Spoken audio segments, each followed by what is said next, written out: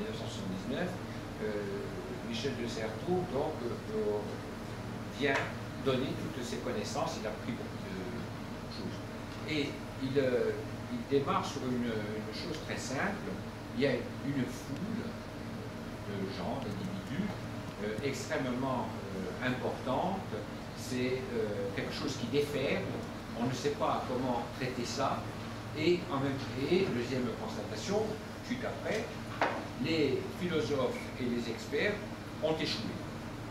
Ils ont échoué pour expliquer le monde parce qu'ils sont enfermés dans leur savoir, et il y a même une formule terrible, je dis plus on sait, plus on est spécialisé, plus moins on est capable de comprendre quelque chose au monde dans lequel nous vivons. Voilà les deux machins. Il y a une très belle phrase, un très beau mot, parce qu'il y a beaucoup de poésie dans certains passages. Il dit, ça je l'ai remarqué parce que c'est les fleuves chiffrés de la rue. De la rue, oui. Alors, il va un peu vite, à mon avis, hein, quand même, parce qu'il prend Freud et Wittgenstein, j'arrive jamais à prononcer son nom. Et, alors, pour dire, vous voyez, eux-mêmes ont remarqué qu'on arrive difficilement par le savoir, à pouvoir cerner un problème.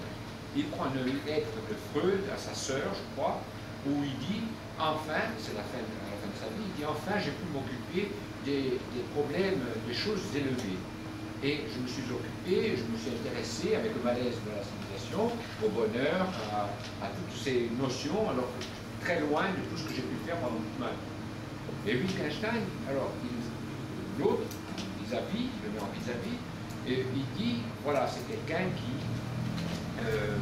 finalement, décortique, casse de la linguistique, il essaye d'aller, c'est plus politique, d'aller vraiment au fond, c'est-à-dire dans le minéral, voir ce qu'il y a de véritable dans l'homme à travers le discours, à travers le langage. Et là-dessus, et vous savez quelle est sa formule, c'est une phrase qui a été souvent reprise parce qu'il y tient, c'est vraiment le fil de sa démonstration, de tout son travail, ne rien dire sinon ce qui peut se dire. Rien, on arrête après. Au-delà, quand on ne peut parler, il faut le taire. Voilà, mais pas au-delà. C'est-à-dire l'éthique, attention. La religion, attention. Alors, vous parlez de Wittgenstein, Ludwig von Wittgenstein, qui a écrit le Tractatus Logico-Philosophicus. Et avant, vous avez parlé de Freud, malaise dans la civilisation. Continuez. Alors voilà ce que... Alors, il dit il y a un échec. On ne peut pas continuer, et je crois qu'il faut situer ses travaux, ils ont une date précise, c'est 1978, c'est-à-dire 10 ans après mai 68, et 10 ans, je dirais, avant la fin de l'Union soviétique, avant que ne tombe le système communiste, si on peut parler comme ça. Et donc on sent qu'il y a un problème, il ne sait pas dans quelle idéologie se retrouver. Et on a dit que son texte était très brillant, c'est vrai que vous l'avez lu, hein, je crois que vous avez commencé, il est assez obscur, mais après non, c'est après qu'il devient, je crois, très, très abordable. Disons que, après Laurent, je dirais que je n'ai pas trop vu le lien avec justement cette notion de culture partagée. On y arrive. Il y a un très beau passage dans son texte. Il dit comment ça lui est venu. Il se trouve dans une ville, je ne me souviens plus le nom, dans le nord-est du Brésil. C'est un soir, il y a eu une conférence internationale, elle vient de se terminer, en fait, au moins la journée, et il se trouve dans la rue. C'est une espèce de favela où il voit des gens pleins de vie. C'est-à-dire comme nous les imaginons, nous méditerranéens, c'est-à-dire avec des maisons rouges, vertes, jaunes, des gosses dans la rue qui courent, qui vont à droite, à gauche, et quelque chose comme un volcan. Et il dit, mais c'est ça la vie finalement, qu'est-ce qu'on fait nous en Europe avec tout ça? Et il le voit et il examine la possibilité de s'orienter vers quelque chose. Quoi? Alors quoi? Et là, je crois que ça commence à être moins évident. Il dit, voilà, il s'en prend au pauvre Claude refuse l'historicité. Et il parle des sauvages, parce que finalement il faut savoir si on ne va pas revenir à une culture au moins populaire, sinon de base. Il dit, voilà, Claude Lévi-Strauss c'est bien beau, mais pendant que les Bobos qu'il a étudiés sont en train de meurent, c'est fini pour eux, lui il entre à l'Académie française. Ça c'est pas tellement gentil. Et il continue et il voit Mauss. Mauss il dit le don.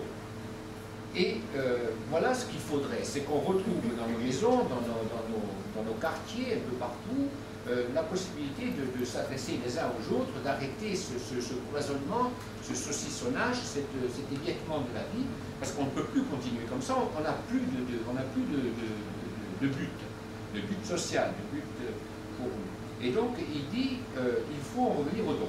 Et pour en revenir au don, il parle de quelque chose qui, à mon avis, est dangereux, c'est l'obligation de donner. Et il continue. Il dit qu'il a visité un musée dans le nord des États-Unis, dans le Vermont, où un musée énorme qui rassemble des objets perdus. Et se promenant à l'intérieur, il s'aperçoit que c'est extraordinaire. C'est mort, bien sûr, mais ça fait tourner la tête, et puis il imagine des gens qui ont pu vivre avec ça, et sans connaître leur histoire, sans connaître leur vie, il trouve ça extraordinaire.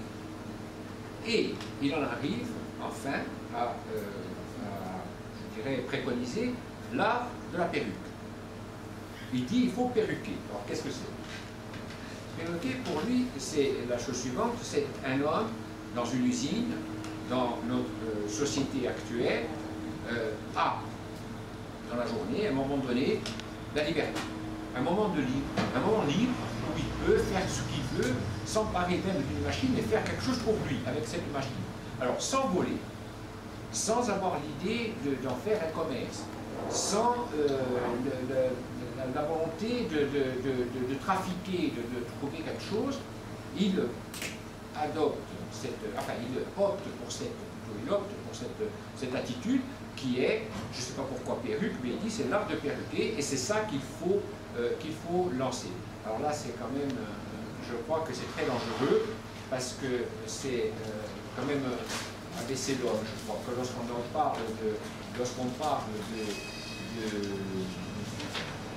parle d'obligation de donner, lorsqu'on parle de moments où vous pouvez voler, en quelque sorte, même pas voler, puisqu'il ne veut pas reconnaître le mot voler, vous pouvez vous offrir un peu de liberté et un peu de création, de créativité pour vous, je crois que c'est pas bon pour l'homme. Bon, merci. Laurent.